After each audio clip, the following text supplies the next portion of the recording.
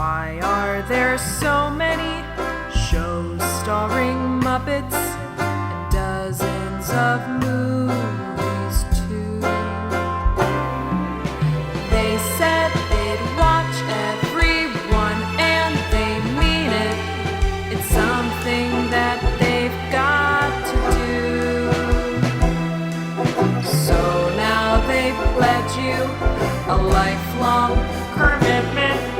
The Muppets, Matthew and Sam.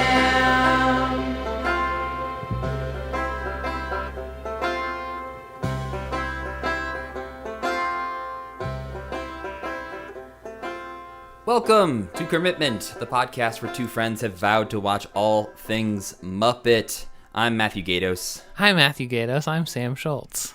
I like this very formal greeting we have this go around. We're gonna be like a Huntley Brinkley pair from now on. Ooh, which one are you? The goofier one, which I think was Brinkley.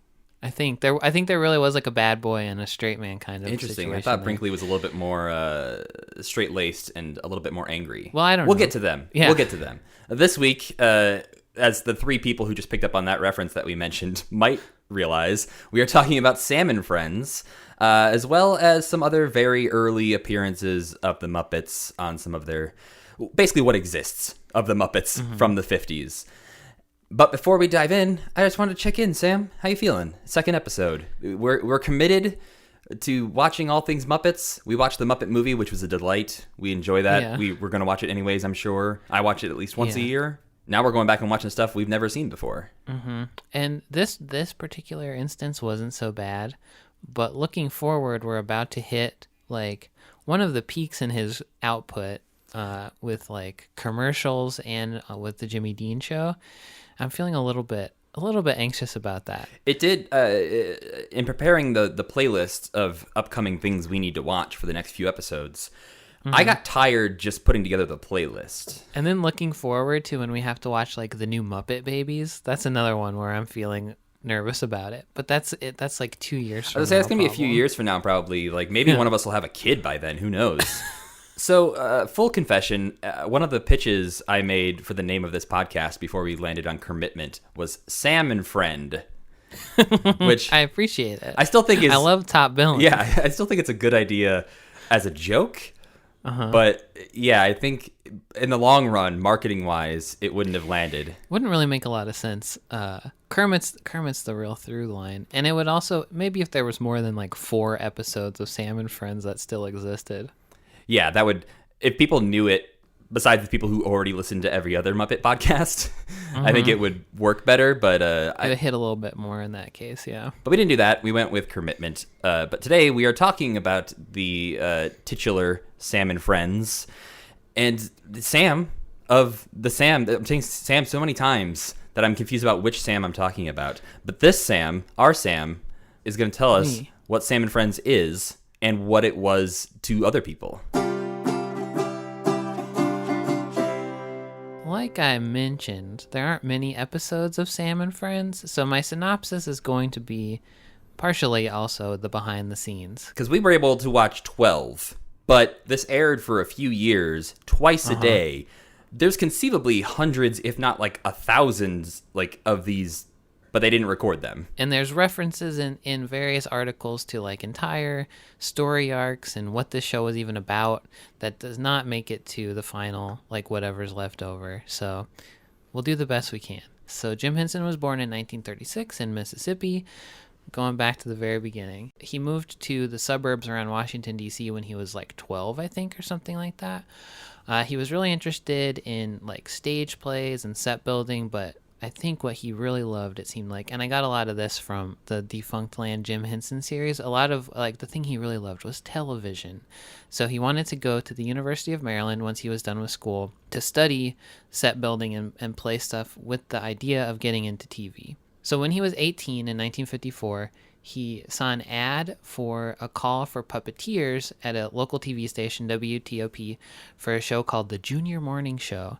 So according to Defunct Land, he went to the library and got like 2 books about puppeteering, learned how to build puppets, learned how to do puppeteering, and built up his first puppet that ever appeared on TV, at least, Pierre the Rat. So then he got on to the junior morning show. There's no existing footage of any of that, and it was canceled very shortly after that for violating child labor laws. And I'm not sure if the kids were just sitting in the audience and that was what was illegal or what. So I looked this up. It turns out that around that time, because, TV was new, the child labor laws that were on the books were kind of being rewritten. And so there were certain laws that applied to stage but didn't apply to TV. So there were some kids that were like 14 or something who were in the audience for the show live, but they were apparently shown on camera.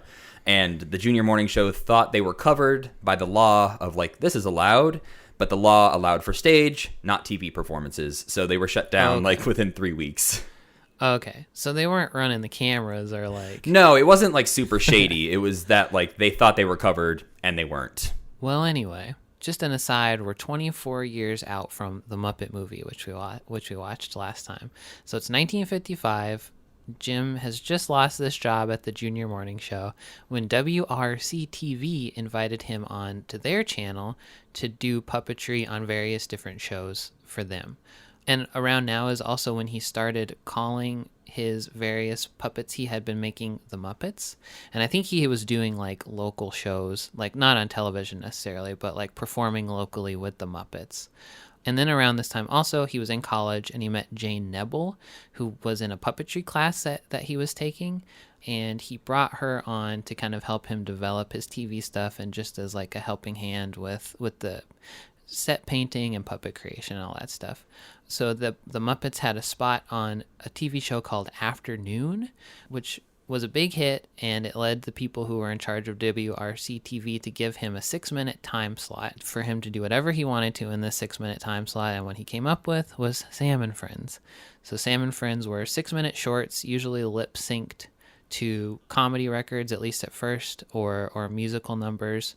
And he built a bunch of new puppets for it, including Kermit. But it was led by Sam, who was a kind of more like a traditional ventriloquist dummy sort of looking guy. He had a big wood head and big ears, and his face wasn't flexible. It was just like a stiff, regular puppet. And apparently there was an underlying story that Sam was the only one who was real, and that all the other characters were his imaginary friends that he made up to help him deal with everyday life. That's so good, and you see 0% of that in what we watched. And I'm almost wondering if, like, so only one skit, we'll talk about this later, only one skit still exists that Sam is even in. You never see his own voice coming out of his own head either. He's just in a lip-syncing skit. And I'm almost wondering if he got phased out fairly early. There's just no way of knowing. But he's not a presence in the actual, like, some of them are kind of more story-based or characters interacting with each other, but Sam is not part of any of those, so we don't know anything about him, basically. And that's because when Sam and Friends was on, you couldn't really record anything. You'd have to point a camera at a TV screen, I think, is my understanding, to be able to record stuff. I think some of the Sam and Friends episodes were performed live, or maybe all of them were. I wasn't quite clear on that. Yeah, I was trying to figure that out too, and I definitely saw a mention of the pointing a camera at a TV monitor, and that's basically the way they were able to like do this stuff. But yeah, I think some of them were live, but in watching it, there's definitely some of those that had to be pre-taped. That's something else I'll get into a little bit, but I think as the show went on, they started to pre-tape and do more post stuff to it. Probably as they got more money to do that kind of thing. I also saw a reference to that that Jim taped the ones he was interested in watching to see, like, to give himself notes on his performance and stuff like that. Yeah, I think a running theme through a lot of this, as we talk about the skits themselves, of like, as we talked about in the first episode, some things exist purely because Jim Henson wanted them to. Either the gag, the characters, whatever, like the things like went by the wayside or were invented just because Jim Henson was like, that's funny, that's good. And I think the same thing with recording. Like, he was such a perfectionist that it was like, I need this because I need to watch it back and make sure it was good. Yeah, and I think that's the only reason we have any Sam and Friends left. Yeah, and I think there's reference that like the Jim Henson Archives and like the Paley Center and the Museum of the Moving Image or whatever, like they have more of them, I think, than we are able to find and watch right now. But I know that even the ones we were able to watch, some of them are only preserved because of those places. But I think the Jim Henson Archive has like over 400 audio recordings of these things. So again, just the idea that there's at least 400 of these things out there, or there were, and we only got to watch 12, feels so bizarre. Almost all of them only existed in the brains of the people who happened to be watching them when they happened, and that was it. Mm-hmm. But speaking of, I think a lot of people watched it because WRC-TV canceled Sam and Friends briefly just a few months into its run, just because they were trying stuff out, but they got a ton of angry letters and brought it back on TV. A year after Sam and Friends started, Steve Allen, who was a very prominent late night host who hosted The Steve Allen Show, but I think had hosted The Tonight Show previous to this, brought Jim and Jane on to perform one of their skits in 1956, and that was their nationwide debut. So after that, Sam and Friends started to get better and better. It got more and more popular, and it got 2 really good time slots before Huntley Brinkley and before Steve Allen. So those were both huge shows that gave them a huge audience because people would tune in 6 minutes early to see what the Muppets were up to. There's kind of a whole mush of other stuff going on now, like they're making commercials.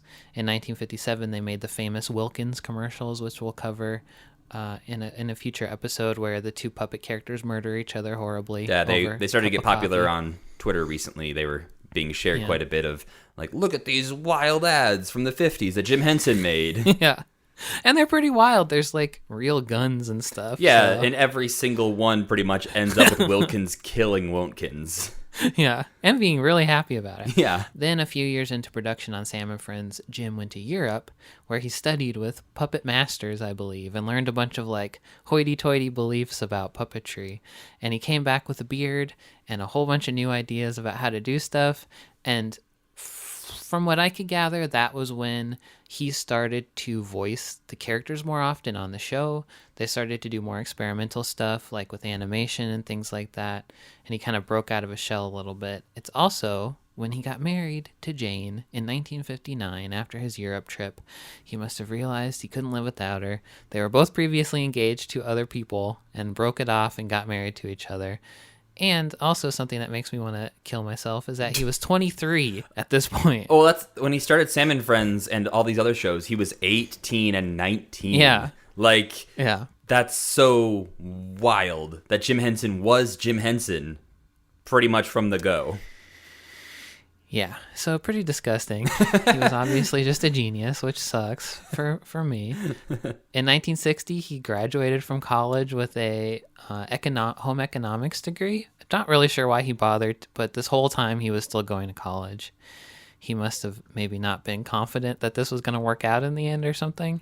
Yeah, it feels weird because like his whole goal was to get on TV, essentially, and he was doing that already before he was even in college. National television. Like 1 year into his 6-minute puppet show, he was on national television. So I just think he was probably didn't have great self-esteem and was very nervous about things all the time. In the 1960s, he also brought on Jerry Jewell and Frank Oz, Jerry Jewell would become the lead writer of The Muppet Show, and Frank Oz was just his collaborator for basically his entire life.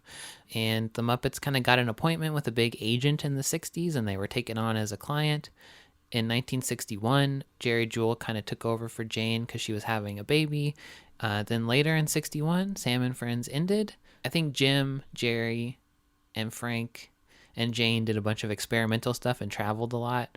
And then in 1963, they went off to New York for the next phase of their journey. Yeah, and that's where we'll sort of pick up in the next episodes of Kermitment, is getting into the rest of the 60s and kind of covering that over the next few episodes, because they did so much in that next part of the decade there. And something that I forgot to mention about Sam and Friends in the very bad synopsis that I gave of the actual show is that a huge portion of it was dedicated to commercials for a meat company called SK Meat. Yes. And it was basically part of the title. It was like Sam and Friends brought to you by SK Meat. So all these little puppets at the end of every episode would talk about how good this weird meat was, or maybe it's perfectly fine meat. I don't know. But yeah, I looked into it a little bit because some of it sounded good. They're talking about like pork and bacon flavored sausage, and I'm like, a lot of it's weird combos of things. It's a lot of combos, and I think the bacon flavored sausage sounded kind of good. And in one of the other ones, like you're putting a hat on a hat, though. At that point. Why do you need that? Well, they talk about Scrapple in one of the other ones. And honestly, in this compilation we watched of Sam and Friends, the SK Meets song that Kermit and Harry do together is one of my favorite things. It's not even that's one of the great. sketches, but it's the little song. And they mentioned Scrapple, and I'm a Scrapple fan. I'll eat some Scrapple if I can get my hands on it. I have no idea what Scrapple is. Scrapple is like a weird little meat puck. I don't actually know if it's like pork or beef or what it is. I think it's like a pork sausage kind of thing, and I think it's mostly sort of like an Appalachia kind of thing. Pennsylvania Dutch. Yeah. Traditionally a mush of pork scraps and trimmings combined with cornmeal and wheat flour. There you go. So just the most old-fashioned meat company is basically what. Yeah, and they're still out there doing it. Like, apparently, I looked it up, and you can still get SK Meats at least at Walmart. But hey, you know what? His commercials freaking worked, because look at it. We're talking about SK Meats right now. It's true. All these years later. Yeah, it's hard to separate the SK Meat spots from the Sam and Friends like enjoyment, because it is just so baked in. And Well, yeah. especially, like, again, I'm gonna talk about it again, that the song that Harry the hipster and Kermit sing together, it's one of the few times, obviously, that they're not lip syncing to something else. And so it's like Jim Henson's sense of humor coming across through these characters. And I have a lot to say about that particular dynamic between lip syncing and scripted stuff. But it's also, we'll talk about this a ton, but that those spots are also where the character development happens, basically in the things that we see, because they're not lip synced. They're things he wrote about these characters interacting with each other, and that's really the only glimpse of that that's left, if that even happened on the show. Otherwise, I'm not really sure. I did want to mention, before we dive into some of the specific sketches, some of the other shows that we wish we could watch from this era that they were also on were things like Saturday, which was a local DC show, kind of like a Today Show kind of thing. Footlight Theater, which is a show that they appeared on basically to cross-promote Sam and Friends. It was on the same network. As Sam mentioned, Afternoon, which was also known as Afternoon with Inga, which predated Sam and Friends by a couple months, and they were already being called Muppets. So I think, like, it's so interesting to see, like, the growth of this, because I would love to see the TV appearances where they weren't calling them Muppets yet. I don't know if that even happened, really. It's hard to, because I think they developed that so early on. But then there was also Arthur Godfrey and his friends that they made some appearances on, the Will Rogers Jr. show, and then some very early Today Show appearances, which, again, all of those we couldn't really get our hands on because no one was recording anything because they didn't imagine YouTube. Do you want a little bit of context for what was going on during the 55 to 61 run of Sam and Friends? Yeah. I mean, I could, like, ask my mom, but she was pretty young. So I'll ask you. At the beginning of Sam and Friends run, Eisenhower is president. Again, like last episode, don't know if that's good or bad. One big thing that was happening was like the suburban boom, which was where, I mean, Henson's like peak baby boomer, having babies after World War II, so everybody was moving out to the suburbs. All the white people were moving out to the suburbs because also this was an extremely racist time where segregation was still a thing. 55, the year that Sam and Friends debuted, was also the year Rosa Parks got arrested and the bus boycotts that followed. Another big thing that you can kind of feel, especially in the commercials we're going to talk about, is communism and the Cold War was like really picking up steam. It was the early days of that. JFK became president in 61. The Bay of Pigs invasion was in 61. The Cuban Missile Crisis was in 62. And then JFK was assassinated in 63. So not while Sam and Friends was on the air, but like the whole arc of JFK happened while Sam and Friends was on the air. Then LBJ becomes president and we get into the Vietnam War right after that. And then also right after that, the Civil Rights Act passed. So Sam and Friends is all pre-Civil Rights Act. I feel like there's a lot of 50s and 60s stuff you could go back and watch and just doesn't hold up.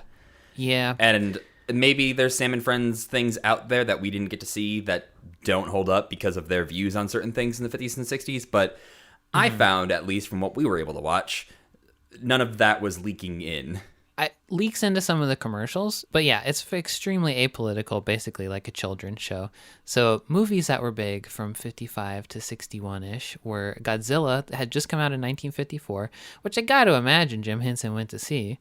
It's a big puppet guy. Yeah, that's it. Like, again, like, I'm curious to know how, like, really into other puppet stuff he was, because I know he saw puppets as, like, the way for him to get into TV and movies. That's true. And so he wasn't necessarily growing up. Like, I think I saw an interview with him once where he was like, no one grows up wanting to be a puppeteer. And it's like, well, people do now because of you, but Yeah. like he didn't grow up wanting to be a Yeah. puppeteer. He saw puppeteering as an end, like what was that saying? An end to a means? An end to a means? I'm not sure.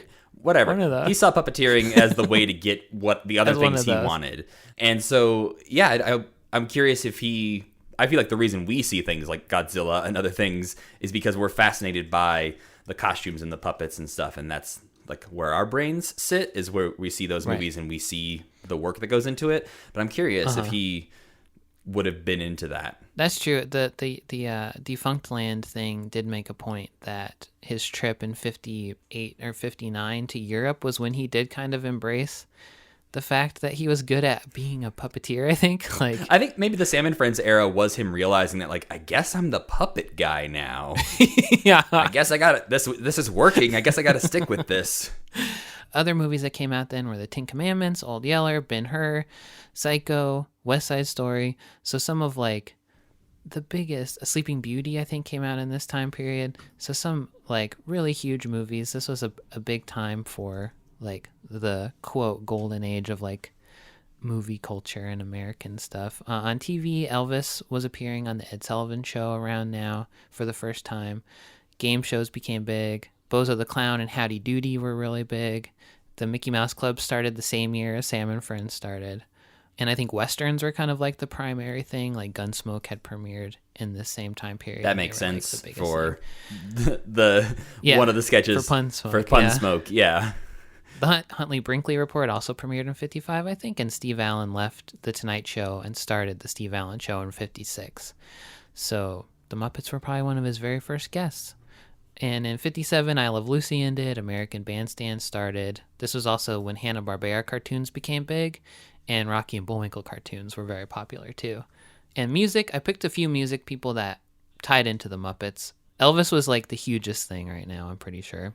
That's why I'm like, as you're saying some of this stuff, I'm realizing that like it's very interesting that we didn't have more of these things crossing over with the Muppets as they're breaking out into like the Today Show and Steve Allen and some of these more like Ed Sullivan Show, that we didn't get the Beatles meeting the Muppets or Elvis meeting the Muppets. Like, it seemed ready to go. The Beatles this whole time were in Liverpool starting their various bands that would coalesce into the Beatles, but Henson moved to New York the year that the Beatles broke out, basically. So it is very surprising that, and maybe they did, and that's lost media or something. Also, Liberace is huge right now and would apparently continue to be huge for like the next 20 years or something, which I did not know that he was that big that early, but he was already in Vegas and was like headlining his own show.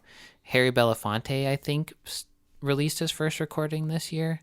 1959 was the day the music died, when Big Bopper, Richie Valens, and Buddy Holly all died in the plane crash. And the Beach Boys also were similar to the Beatles, kind of like building up their fame around now. And right after Sam and Friends ended in 62, a little song called The Monster Mash came out. Just gotta work that in there.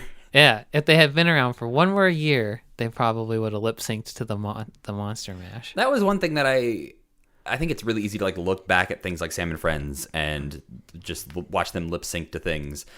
But then you realize that like, oh, they are lip syncing to like modern things for them. Like the songs that they're lip syncing to came out like a year before. They're lip syncing to it. This isn't like the old classics that they're calling back to. This is modern music for them, modern like novelty records, but that they're lip syncing to, which is interesting to think about. It's also like there's that episode where it's Alfred Hitchcock, like that fake interview. The with Alfred Poison Hitchcock. to Poison, which is a joke on Person to Person, which was in like an Edward R. Murrow show. There's a lot of layers to that one. Yeah.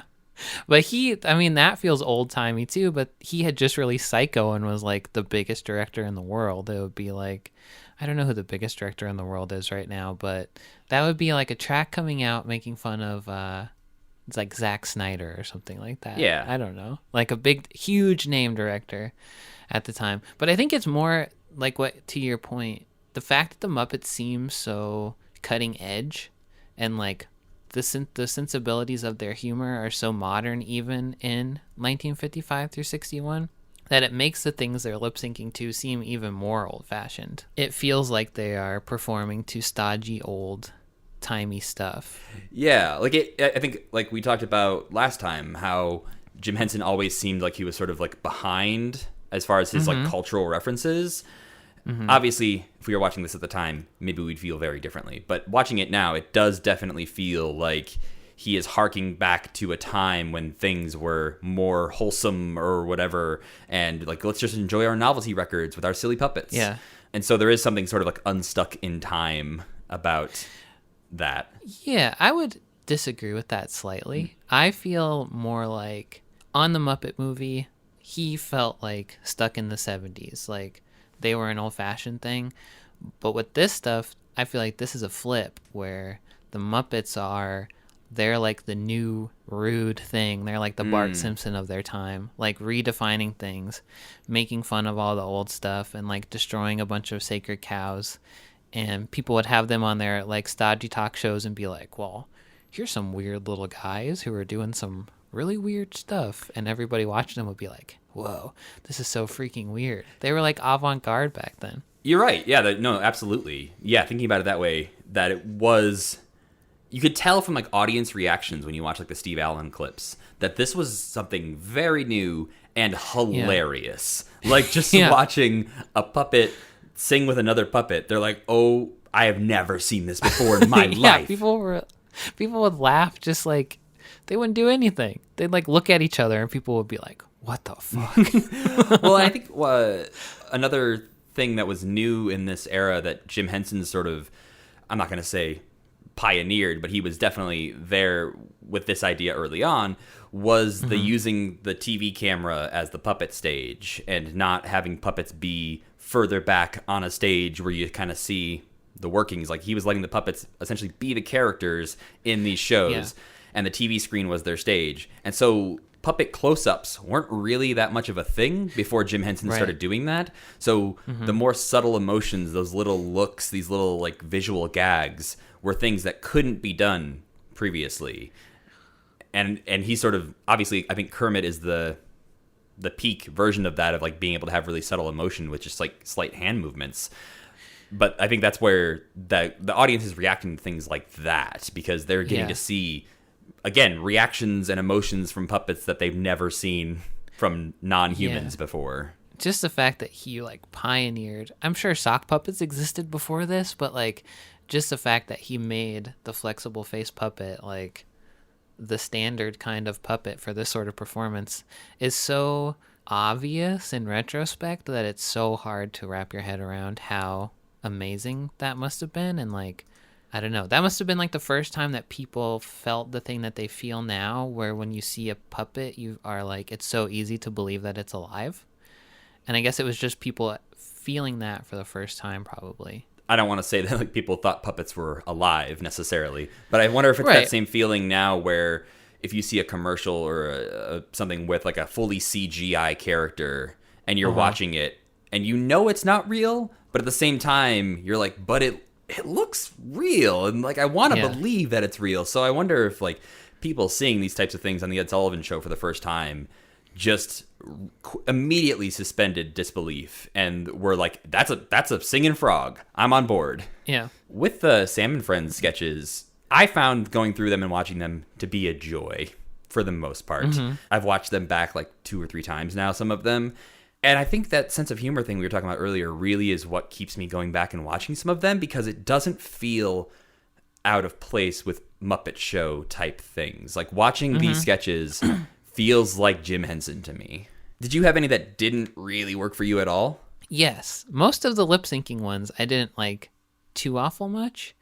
I think that the compilation we watched starts with maybe the Huntley Brinkley one. Yes. Is that right? Yeah. And so that one kind of set my expectations high. Right. This is Kermit is interviewing Huntley and Brinkley, which is Chet Huntley and David Brinkley, who are the 2 news reporters that they would have been like airing before. But the twist is that the newsmen are played by Hank and Frank, which are 2 of sort of the like whatever Muppets that they use in a lot of different characters. But their pre-recorded voices are just the introduction of like Chet Huntley, NBC News, New York. and David Brinkley, NBC News, Washington. And that's all the audio they had to use and recut and remix and use across the interview. And so it's very smartly written, and it's written in a way too where as soon as you realize what's happening, Kermit points out that you are realizing what's happening. But it's still, I think that one is one of the top tier ones that works extremely well. Yeah. When you get to the pre-recorded song ones or the lip-syncing song ones or whatever, those are very Muppet Showy. The ones that are like from comedy albums, like the one where Yorick is eating all that food. Oh boy. That one sucks. That's the only one I actively disliked. I think a lot of comedy albums back then just had comedy that do not translate to today so much. It's like a spoken word comedy track about a dude who wakes up at night and eats a bunch of food out of his refrigerator, and it is a comedy thing. Yeah, it's question mark. It's the thing called Hunger is From, and he's basically talking about, you know, that feeling when you get up in the middle of the night and you're hungry, and it's like, okay, whatever. And then he continues to talk about that feeling and like going to the fridge while he's trying to like resist eating, but he's still snacking and eating. And like the hook of this is that Yorick was one of the early puppets that they built that had a tube running down his mouth. He was like a paper mache skull looking head and had a tube running down his mouth.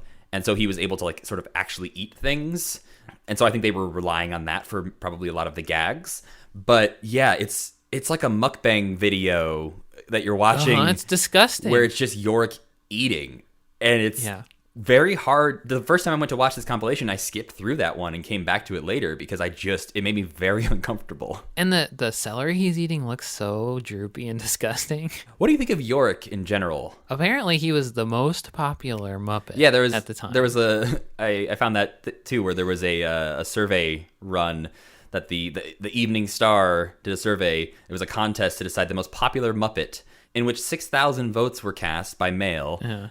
Yorick won most popular. Sam was second place. Mushmelon, who we don't see in any of these sketches, was third. And then Kermit was in fourth. I got to imagine Jim just liked Kermit the best, and that's why he took off so much. I think one of the things I was wondering when watching these is, like, why didn't some of these other ones continue on? Like, why didn't Harry the Hipster continue? I mean, he's kind of Ralph, a little bit. Yeah, I think he's mostly just Ralph, and that is why. But like, why didn't Sam or Yorick really continue on? Like, they make some appearances throughout other things in the years. Sam's kind of a shitty puppet, in my opinion. Sam's a weird one to pick as the star of the show.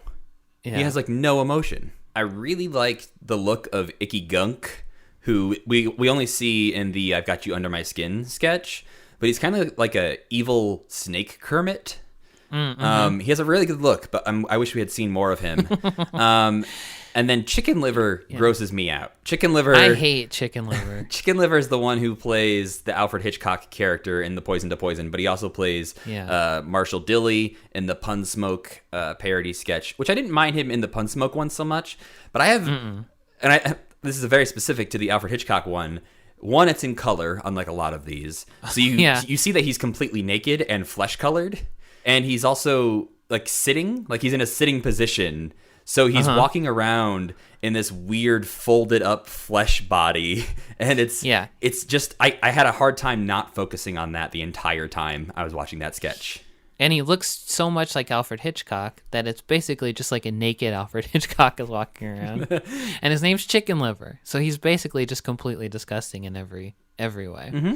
I didn't mind him as the, I guess, for lack of a better phrase here, the chicken Marshall of like just the scaredy cat Marshall in Pun Smoke. I enjoyed that sketch because I think it showed that they could do a full storyline, right? Rather than just like, we're gonna lip sync to this song and that's funny enough. Yeah, I think a lot of my problems with the comedy album tracks were just that Jim Henson's sense of humor, and Jerry Jewell probably had a lot to do with writing those too, works really well still.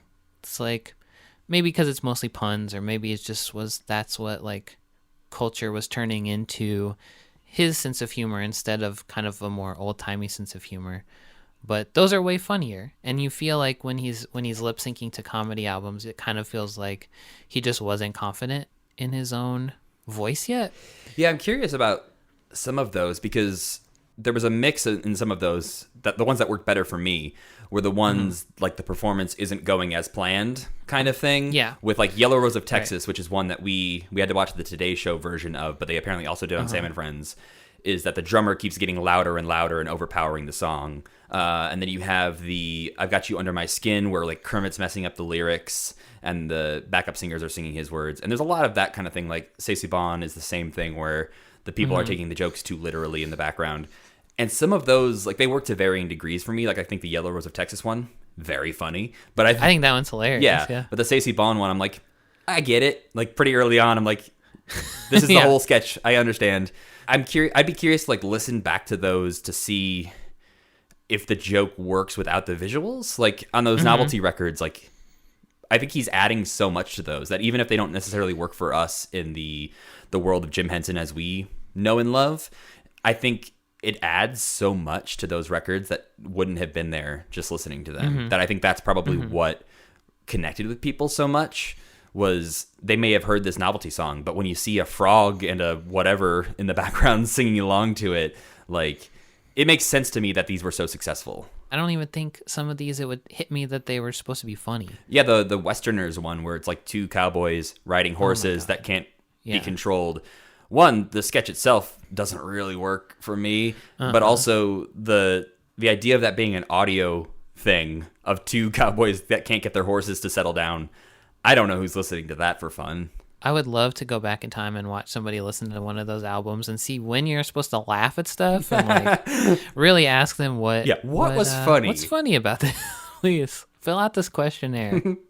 I did think the Singing in the Rain one, personally, for me, felt very, very Muppet Show. Totally. Like, you have the little girl puppet singing in the rain, and there's this build where you hear thunder and lightning in the background, and you're kind of like, huh, all right, something's going to happen here. And I think because I have enough familiarity with Muppet things, I kind of assumed she was going to be drowned under the water, or there was going to be like a monsoon that took her out or something. And that's essentially what happens is by the end of it, she's singing and she gets like flooded out.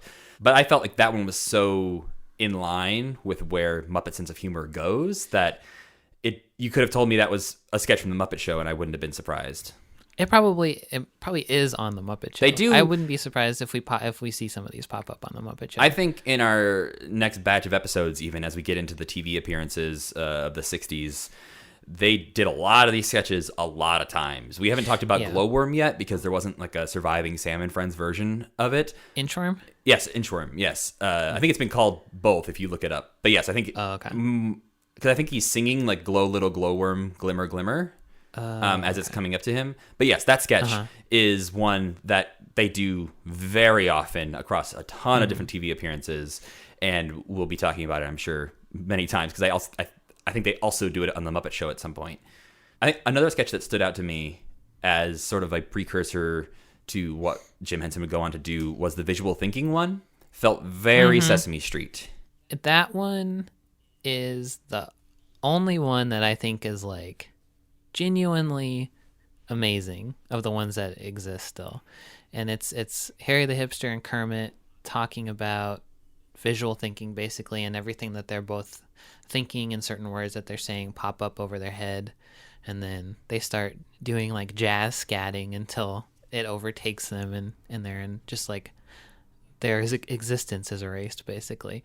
But it's a combination of animation and puppetry, and I think it's one of the things he did after he got back from Europe, it seems like, because it's him voicing two characters with like an original story and like a gimmick like that.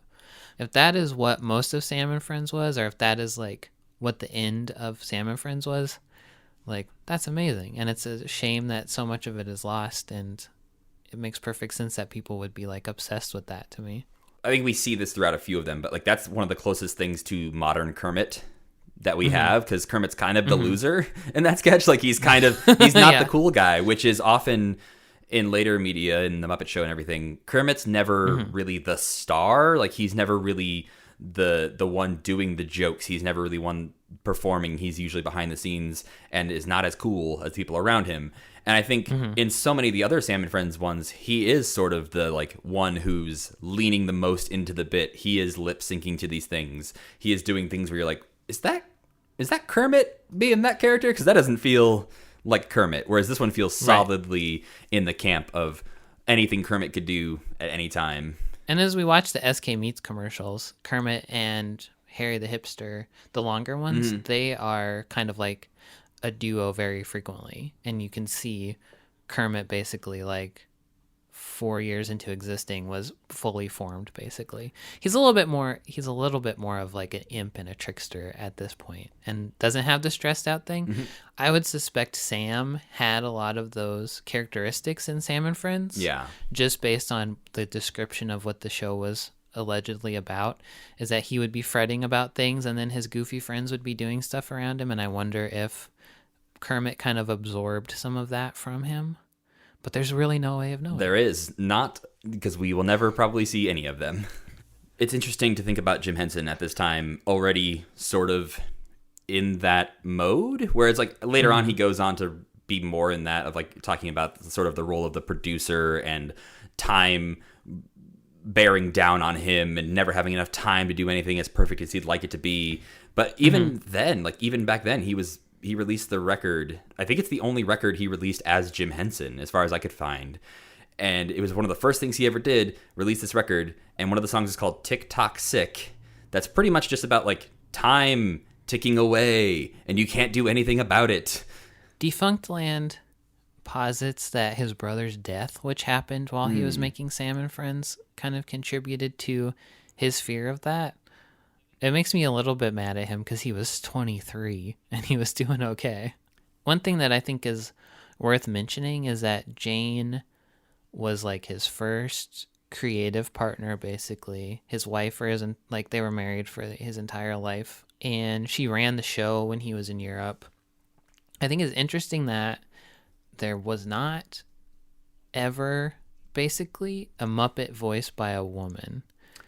Even all the way through the Muppet Show, like, there are no women on the cast. I think it's Sesame Street's the first time that, like, Prairie Rose probably was, like, the first Muppet voiced by a woman. Yeah, I don't know if it's just, hopefully it's just that, like, they thought it was funny, and not that they were, like, the idea. Yeah, I don't think they didn't let her. Yeah. I just think, she probably didn't want to do it. And if she had wanted to do it, I'm sure she would have. I just think it's very weird that like her presence was there and she was probably like such a huge part. I mean, there's no doubt in my mind that she was such a huge part of the development of all this, but yeah, I'll be curious as we get into watching things like Frog Prince or Tales of Tinker D or these things when we're starting to see some more like female characters be introduced, to see if any of them are voiced by women. I would guess they're not. Based on how the Muppet Show goes and everything and how these early Sam and Friends goes, it seems likely that they're probably just voiced by Jim and Frank Oz and stuff, but yeah. I'd be curious to see if they played around with that a little bit more in the earlier days. I also think it's like completely amazing that he put this team together of Jerry Jewell and Frank Oz back then. I had no idea that that's when he met those guys. Yeah, that essentially for 30 years, these people were making amazing stuff together. And it was the same people almost the entire time. Like, they obviously were adding on new puppeteers and new creators all the time, but from the get-go, it was like he had Frank Oz, he had Jerry Jewell, and he had Jane. So yeah, just these people he met like in college or just at random places who... It's so wild that like we look up of like, oh, how did Jim Henson and Frank Oz start working together? It's like they were at a puppet convention and Frank Oz like introduced himself and he was like a 17, 18-year-old kid. And it was like, we're going to be famous forever. Yeah. So looking back on Sam and Friends now, I think it's of that era where a lot of the media you can go back and watch, especially TV things like this, it's easy to sort of overlook them or not necessarily feel like they connect with viewers today. It reminds me of people who are like into film versus not into film, and making somebody go back and watch like the 1933 King Kong. And certain people go back and watch that and they like laugh at the puppetry and the stop motion and they're just like, oh my God, this is so bad. And then other people watch it and they're like, oh my God, this is amazing. This is the first time they ever tried to do this shit. Right. And I think that's sort of how Sam and Friends is probably viewed by a lot of people, where we go back and watch it and we're seeing what went into it, how Jim Henson did it. And other people might fairly watch this and go like, what is this? Why is this so bad? Or what is York doing eating celery for 5 minutes? Yeah. They'd be right that part is pretty bad. Yeah, but I think it's that thing where I think overall I enjoyed my Sam and Friends viewing experience. I don't know if we had 400 of these to watch, and if a lot of them were either more like the York sketch or some of them were a lot of the lip syncing ones, if we would have enjoyed this experience as much. But the sample size we got, I thought was pretty good. Yeah, I think if we had all 400 of them, that is when you would be able to really trace basically the entire development of what Jim Henson would be for the rest of his career. Because that's like 4 years or so of like his youngest, probably peak creative time, like his most wild ideas and throwing stuff at the wall. And there's probably stuff hidden throughout that 400 episode run that, like, I think like Omar is one of the characters, and I think he had sketches that were like the Swedish Chef, where he would do cooking and then something would explode, and you probably can just see like the seeds of everything in this like really important stretch of time. And I think the more it went on, the more it got to be like the visualized thought one. But yeah, I liked it. I think I would watch it every day if I was alive at the time. Oh yeah, if there was a Sam and Friends like YouTube channel now that was coming out with this kind of stuff every day, I'd subscribe. Yeah. Well, that's another interesting thing I was thinking about. Like, I'm sad that local television isn't like this anymore. Yeah. That you could just walk into your TV station and be like, I have a puppet. I think we could. I've seen some of the local Missoula public access stuff. But that's different. This wasn't public access. That's this true. Was like, they were just like, we got 5 minutes before the news. Put the puppets on. And there's probably a lot of talent that was not fostered because that's not how local television is anymore. But that basically is what YouTube is. Mm-hmm. Like, anybody can go put on a show. Even though more people could back then on local television, everybody can now. So maybe we're not missing out on anything really. But I think there is something to sort of the adding validity to it by these sketches appearing before the news and before the Tonight Show. Yeah. These were mostly adults watching these things. They didn't have to seek them out. They were just given to them to watch as if they were just as important as these other shows. And I think there's something to that where adults were watching them at the time, and now you have to seek it out. Like, if you're looking for this type of thing on YouTube, you have to find it. Like, it's not just like, I guess you're not being forced to watch it. As like when there was 3 channels and it came on before the news. This week's Muppet of the Week. You know him, you love him. It's Kermit the Frog. That made it sound like he was here. Like he was about to pop on as a guest. Sorry to disappoint anyone who might have thought that was happening. Hello, I'm Kermit. Ooh. Kermit here. You sure? Is that Kermit's here? You sure? That sounded... Hey, Kermit. What are you doing? How are you doing? Great. I'm in your basement. Ray Romano. Oh, no. Deborah. Kermit was extremely hard to do a history of, actually. Because there's too much? Because you could probably look at every week from 1955 or almost every day and find something that Kermit the Frog has done. But anyway, Kermit was first built in 1955, I assume for Sam and Friends or maybe one of Jim Henson's stage shows or something like that. He was allegedly built out of an old coat and some ping pong balls, like an old coat that belonged to his mother.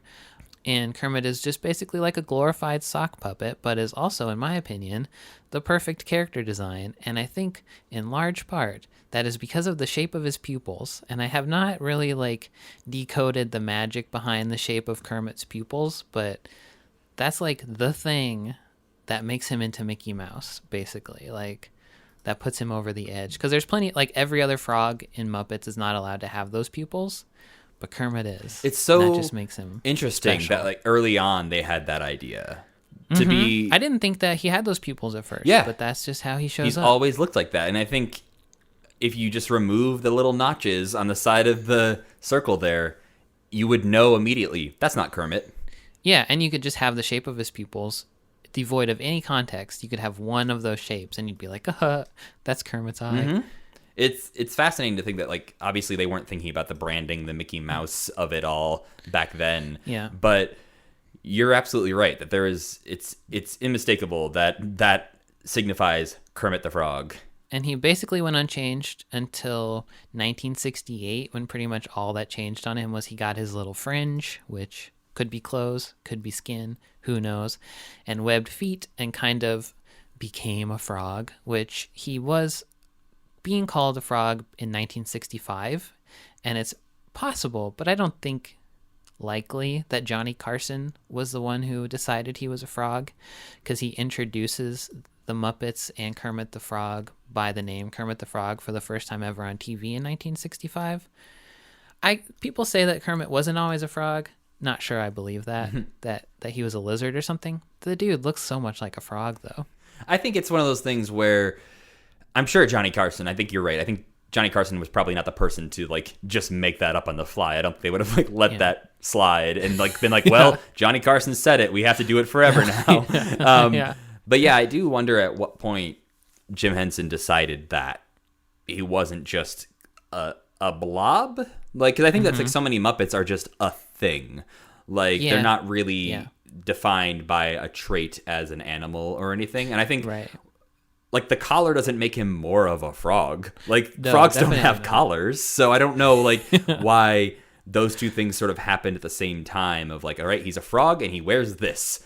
Well, it was, I mean, 68 was when they made The Frog Prince, which is a movie that we'll watch eventually. Yeah. I don't think they decided he was a frog just to tie in better to the theme of that movie or anything like that. Who knows?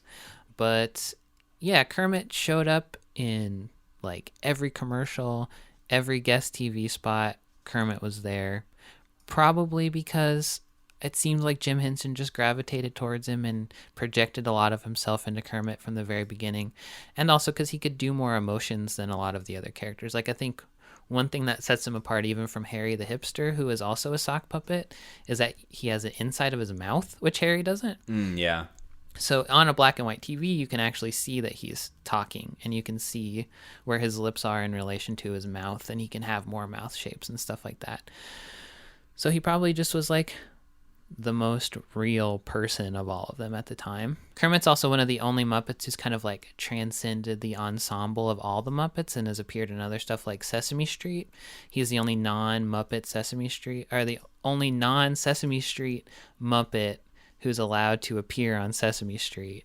Like, I know there's been crossover among, like, other media, like Muppet Family Christmas and stuff. So they've crossed over at some points, but the idea of Kermit being, like, a staple of Sesame Street, like, as especially, like, his news reporter character, is kind of weird. That, like, there's two different versions of Kermit that get to exist. Yeah, and he does seem like a different person. And in Sesame Street, in fact, he lives on Sesame Street, which can't be true of the other Kermit.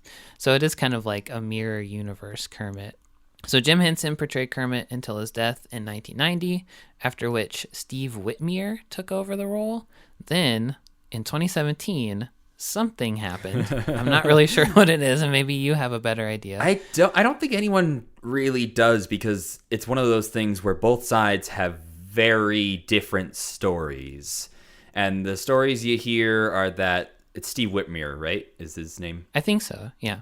Some people on the more Henson side of things basically were saying that Steve Whitmire was trying to be very controlling about Kermit, of the character of Kermit, what Kermit would say, what Kermit wouldn't say, what he would do and wouldn't do, which to a certain extent, I understand, having ownership over this character that you've been playing for 20, 30 years.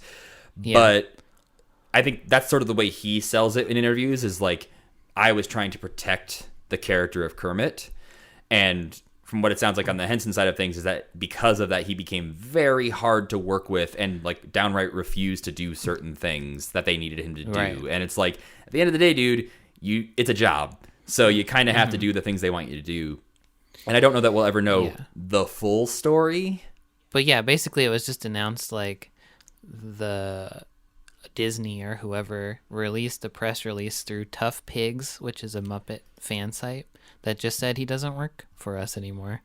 And that was kind of how the news was broken. And yeah, like you said, some people say it was the new Muppet series, where it's like not a reality show, it's like The Office, but with the Muppets, was kind of the straw that broke the camel's back on that one, because Kermit was deceptive, and Steve Whitmire did not like that Kermit was kind of lying and tricking people and being a little bit more cynical, I guess. But Cheryl Henson, one of Jim's children, said that her family didn't like that in his hands Kermit was becoming more, quote, bitter, depressed, and angry, which I would say is kind of a part of Kermit's character, definitely in like the Muppets, the new Muppet movie. Yeah, I think especially Jason Segel. in that movie, it is a sad, broken down Kermit for sure. But it's also like it's interesting to put that so much on the performer, because obviously the performers bring a lot to that and do make certain choices. But at the end of the day, there was a script written for him to perform. Right. And probably lots of table reads and opportunities for feedback and stuff like that. So yeah, I don't think that could all be on him. Yeah. That Kermit was bitter, depressed, and angry, because that was just what the projects were. Yeah. Speaking of, in terms of characterization, early Kermit on Sam and Friends is very impish and silly, kind of like a prankster who ruins sketches with his goofiness or messes around with Harry the hipster. And in some of the commercials, they're like singing a very annoying song while the pitch woman is trying to talk about the meats. After Sam and Friends and before the Muppet Show, Kermit is in like every project, but he kind of falls into the role more of a narrator and maybe doesn't have as much characterization then. I'm not really sure because I haven't seen any of that stuff. But in like Tales of Tinker D, which we're going to watch soon, he was kind of like the wandering like bard who would tell you the story that the little fairy tale that you're going to see. And then by the Muppet Show, he has become the Kermit we recognize today, which is a lot different than the Sam and Friends Kermit, because he has the additional wrinkle of being the producer who's very put upon and cranky and like has a bit of a temper and is quick to fly off the handle, which I'm interested to see where that comes from and if that just magically appears for the Muppet Show because they needed that kind of character. And you talked about Fozzie's family last time, so I'll talk about Kermit's family, which is basically just Robin. He says that he has thousands of brothers and sisters because they were all tadpoles in a pond somewhere. Yeah. But the only one that you ever meet, as far as I can tell, is his nephew, Robin. Yeah, we've seen him go to like see, I don't know if they're like distant cousins or whatever like that, but when he goes to different swamps in different shows and movies, it seems like maybe he's related to these people. To every frog that ever existed. Yeah. I think he does meet a bunch of other frogs in Muppets Go to Walt Disney World, doesn't he? I think so. There's a lot of these things that are running together right now, my memories of Kermit's family, but yeah. Like even establishing the fact that like you gotta assume he knows Robin's parents. Right, one of them would be his sibling, I would Presumably. guess. Yeah, like I said, Kermit's kind of tricky because, I mean, since 1955, he's popped up almost everywhere you could possibly think, including this last week as of this recording. He was in The Masked Singer as one of the Masked Singers. As a contestant on the show. Yeah. Who very suspiciously got voted off first, which I don't... Yeah, Sam has a theory that was all rigged. Yeah. They just didn't want to put the puppeteer in the suit, and they wanted to get some quick promotional juice out of it. I think it worked. It was like the first time I've ever really been interested in watching The Masked Singer, so yeah, they did it.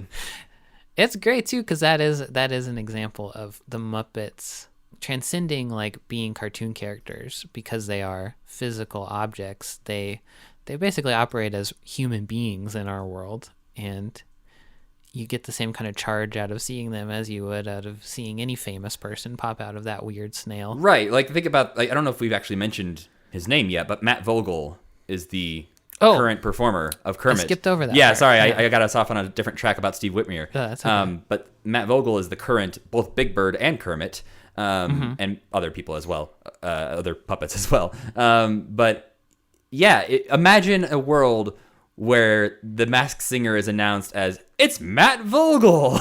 Yeah. That does not get the press coverage of like the voice of Kermit was on The Masked Singer. Yeah. We have to accept in this world that like Kermit was the contestant on The Masked Singer, not Matt Vogel. Yeah, Matt Vogel took over. He hasn't even been, I mean, he did Muppets Now, I think, but he hasn't been in any major projects, really. The main thing that I think the first exposure of Matt Vogel's Kermit was YouTube Shorts, because in 2015, from 2015 on, and he took over in 2017, they started doing a lot of like Muppet YouTube Shorts. And so they did a series in 2017 where the Muppets would just kind of like come out in front of a white wall and talk to the audience. And that was his first exposure to everyone. And I remember a lot of backlash to his voice? To his voice. Just because it was, one, I think Steve Whitmer's voice was pretty close to Jim Henson's in a lot of ways. But I also think a lot of us who are around 30 were very attached to Steve Whitmer's voice because it was the one we grew up with. By the time we started having memories of Kermit, he was the only voice we were hearing. And so to suddenly change that was very bizarre. And you give a lot of 30-year-old dudes a keyboard to type their frustrations at a puppet, and they're going to do it. So that's Kermit. We'll talk about Kermit a lot, so you'll know everything about Kermit. Yeah, he's not going anywhere. This show. No. So, I mean, I guess this goes without saying. Do you like Kermit? I like Kermit. I think when I was a kid especially, him getting frustrated to me is a little bit scary or something. Like, there's something to me that's just a grain of off-puttingness to Kermit, where he's got kind of a dad-like attitude, I think, in some cases. Or, like, he gets mad at Gonzo for doing something that, like, is funny. So then you think, oh, well, you jerk. Let Gonzo do whatever. Let him live his dang life. See, this is why I feel like I am Kermit at times. Like, I think Kermit is the Muppet that I relate to the most. Because I think I am very much that sort of person who, like, I had a plan, I had a schedule, and you're changing that, and I don't appreciate this. And so I think if I was Kermit and I had, like, a scheduled out live show that I was trying to put on, and then Gonzo went over a few minutes or blew up my set that I needed for the next thing, I'd be pissed too. Okay. I'd be upset. Like, I wouldn't necessarily get as angry and arm wavy as Kermit, but I think I would understand that frustration. And so I think as much as Kermit maybe isn't my favorite Muppet, because he is a little bit, he needs to be the straight guy, he needs to be the sort of middle ground in a lot of issues, I do relate to Kermit the most. I'm glad you said that, because that, in my opinion, is exactly true. You are very much a Kermit. So let's rewind to the part where Sam was saying why he doesn't like Kermit. I was going back to that, okay? And then compare that to what he just said. You are very Kermit. These are the things Sam doesn't like about me. Kermit's extremely sincere, extremely creative, and he believes in all the people he works with. And I don't even think it's a character flaw that he gets so mad, because I think you're exactly right that somebody has to be like that, or else the whole thing doesn't work. It's a little scary, though, especially for like a confrontation adverse person like me. And I think that's interesting too, because the first two big Jim Henson characters were Rolf and Kermit, who are exactly the opposite person, basically. Rolf does not get mad about anything. He has no opinion on anything. He's more of a trickster than Kermit as of the Jimmy Dean show. He's like a devious little guy who's always pulling something. He seems like, this is a weird comparison maybe, but Ralph and the clips of the Jimmy Dean show that I've seen seems like a Robin Williams type of character, where he is just there to be funny, and he doesn't care about if you're trying to get through a script or if you're trying to do this. He's just going to be the funniest dog he can be, and doesn't care if he's stepping on your jokes. He doesn't care if he's making you bust up laughing in the middle of the sketch. Like, he is just there to be funny. And it's again interesting that Jim Henson is both of those characters. And there's so many conflicting things about which one he is more. Like, some people say he's the Freddie Kermit type, and some people say that Rolf is more the kind of person he really was. I tend to believe he was much more of a Kermit, is my guess. Based on the biography and other things I've read, his perfectionism seems like it would have been very frustrating to some people, which seems like a lot more of a Kermit thing, as opposed to, you don't get a lot of stories of like, oh man, Jim was the class clown, he was such a cut up, and everyone, he lit up the room. Like, they're like, no, he was quiet, he was shy, and very perfectionist. Rolf was probably like a good therapy character for him to play or like really cut loose. But anyway, all that is to say, I love Rolf, and I hope that that's the kind of person that I am. That's who I aspire to be in my life. We're going to have a whole Rolf spectacular, essentially, on episode 4 of this podcast. We're going to watch all the Jimmy Dean appearances that we can find. We're going to watch the Purina Dog Chow commercials, and we're going to talk about Rolf even more on that episode. But next episode, we're doing Tales of the Tinker D and The Land of Tinker D, which are 2 unaired pilots, sort of the Muppets' first foray into sort of slightly longer form storytelling. And we're also going to be watching what I put as every TV appearance they did in the 60s. From Ed Sullivan's show. Oh, no. Yeah, this is where the commitment becomes real, Sam. Yeah, okay. It's a very long playlist. But it's a lot. They did a lot of the Mike Douglas show, Ed Sullivan, all these guys that had shows back then who I don't really know anything about, really. But we'll be watching all of those, and I'll put that very long playlist on the Twitter account at Kermitment Pod. So if anyone else wants to watch the 70 videos that are going to be on that playlist, no. But if you want to get a gist of it, and because we're definitely not going to be talking about every single one of them next episode, but we'll be talking mostly about Tinker D, but having the context of all these TV appearances, and also because we have vowed to watch all things Muppet, we can't get away from it. We gotta do it. We gotta. That's all there is to it. But yeah, before we head off into the sunset here, what else are you enjoying this week, Sam? Non-Muppet related. I'm rewatching all the Marvel movies. We just watched Spider-Man: Homecoming. And that was very enjoyable. I think that's my favorite of all the Marvel movies. It's very good. Especially because of Batman. What's his name? Help me out here. Michael Keaton. Batman? Michael Keaton. What? Michael Keaton, yeah. For a second I was like, Sam, Batman is not in Spider-Man. But he is. He is, though. Yeah. Michael Keaton's performance in that movie is so good. He's so wrinkly, and he knows how to use all his wrinkles. The stoplight scene, especially, I think is one of the best moments in any Marvel thing ever. That's when his wrinkles really shine. Top tier wrinkles. I guess what I'm enjoying is Michael Keaton's forehead wrinkles. Which he was hiding when he was Batman, so come on, Michael. Yeah, they should have cut a slit out right above his eyes so you could see him wrinkling. Matt, what are you enjoying? I've been trying to catch up on a lot of podcasts this week. So one of the podcasts I was catching up on was The Besties, which is the McElroy adjacent, co-hosted by them, video game podcast. And they did a 2-part series on finding out the best Zelda game. And Breath of the Wild is the only Zelda game I've ever played, outside of trying to play the first NES Zelda and not really connecting with it too much. Yeah. But it made me want to go and play Link to the Past and and some other Zelda games as well. So I think that'll probably be my answer in the next couple episodes, is that I'll be playing some other Zelda games. But it also really made me want to go play Breath of the Wild some more. But yeah, like we said, next week we'll be talking about Tales of Tinker D and Land of Tinker D. So if you want to watch those in the playlist that we'll share on the Twitter, go ahead and watch those. And if you want to skim some of those TV appearances, feel free. But you can find the podcast at Kermitment Pod on Twitter. And you can follow me at Matthew Gatos. And you can follow me at Slam Schultz. Big thanks to our friend Tuna for putting together our theme song, and to Cassie Wilson for singing the theme song. And as always, keep believing. Keep pretending.